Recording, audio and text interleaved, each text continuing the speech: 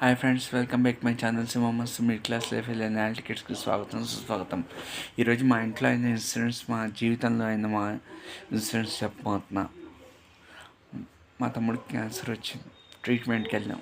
ఉండాల్సింది ఇప్పటికే నేను ఉన్న అక్కడ టీవీలో అవి ఉన్నాయి. మా మా తమ్ముడు వాళ్ళ వైఫ్ క్యారింగ్ 6th month. మా సూపర్వైజర్ ఏమన్నా అంటే, మా అమ్మకి ఇక్కడ ఆపరేషన్ అవుతుంది, నేనే ఇచ్చాను స్కిన్ టోన్ తీసి. మా నాన్నకి ఏజ్ 65, అంతా మీ వాళ్ళే చూసుకుంటారా అంది. అమ్మాయికి ఏమైనా జరిగితే రేపటి నుంచి డ్యూటీకి వెళ్తాం, ఒకటే మాట చెప్పేస్తాను అనిల్కి అని. అమ్మ నేను వస్తున్నాను, అమ్మాయికి ఏమైనా అయిందనుకో అన్న, మర్యాద ఉండదు ఇన్ని మాటలు అన్నాడు. సాయింది అన్నాను. రోజు ఒక్కరోజు ఉన్నా, రేపటి నుంచి డ్యూటీయే, మార్నింగ్ షిఫ్ట్. అమ్మాయికి ఏమైనా అవుతే కనుక రెస్పాన్సిబిలిటీ మీదే అన్న అని చెప్పేస్తాను. మావాడన్నాడు వస్తే మధ్యలో ఆపుతాడు. ఒక రోజు 2 సార్లు ఫోన్ చేసి అడిగా, ఏంటన్నా సండే ప్లాన్ ఇవ్వమని. లేదే మరి ఆపాడు ఎందుకన్నా అని బాగా తిట్టావు. నాకు అవసరమైతే ఒకలాగా మాట్లాడతాడు, ఎంత గ్రూప్ పాలిటిక్స్. ఇదే ఉంటే నా జీవితం అంతా గ్రూప్ పాలిటిక్సే. మా శ్రీ వెంకటేశ్వర ఐటీ కాలేజ్లో వాళ్ళు, దాని తర్వాత ఏమో వచ్చి డోంజో, దాని తర్వాత వాళ్ళకి తెలిసిందిలే, ప్రకాష్ గారు పిలిచి మేనేజర్ బాగా చుట్టూ తీసేసారు, కొట్టారు కూడా మేనేజర్ని. శ్రీనివాస్ తీసేసారు. వాడు పెద్ద వేస్ట్ గాడు.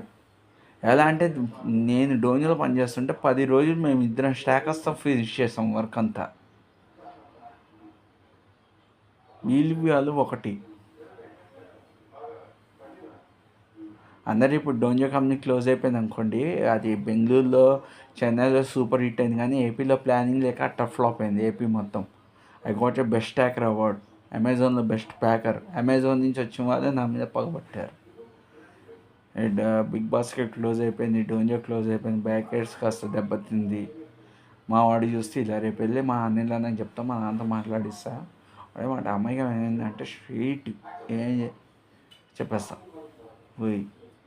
ఏంటంటే ఇప్పుడు మా తమ్ముడికి క్యాన్సర్, ఇప్పుడు మాకు 3 lakhs అర్జెంట్ కావాలి. ఒకళ్ళు డొనేట్ హెల్ప్ చేశారు, పాప ఇంట్లో ఖర్చులకి అయిపోయాయి డబ్బులన్నీ. రేపు అడగాలి, సార్ అన్నారు కుదరద్దమ్మా, సారీ నేనైతే హెల్ప్ చేయగలను అని చెప్పి ఆయన హెల్ప్ చేశారు.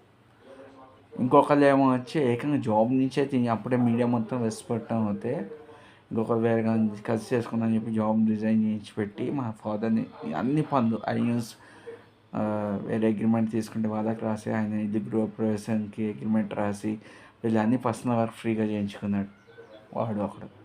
అంటే వర్క్ తెలియని వాళ్ళు రాజ్యాలు వెళ్తున్నారు, వర్క్ తెలిసిన మేమేమో వచ్చి హెల్ప్ చేసి మరి దెబ్బలు తింటున్నాం. వీడియో నచ్చితే లైక్ చేయండి, సపోర్ట్ చేయండి. థ్యాంక్ యూ సార్ హెల్ప్ చేసినందుకు very much. Thank you very much help చేసినందుకు. Maybe God is there, help అవ్వాలి, మా తమ్ముడు ప్రాణాలతో బ్రతికి బయటపడాలని మనస్ఫూర్తిగా కోరుకున్నాను. Thank you very much.